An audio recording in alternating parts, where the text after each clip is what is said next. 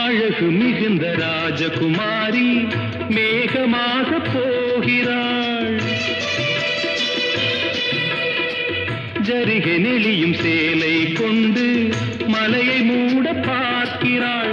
பள்ளம் சிலர் உள்ளம் என ஏன் படைத்தான் ஆண்டவன்? பட்டம் பெற தேடுகின்றேன், எங்கே அந்த நாயகன்? மலையின் காட்சி இறைவன் ஆட்சி. செந்தாழம் பூவில் வந்தாடும் தென்றல் என் மீது மோதுதம்மா.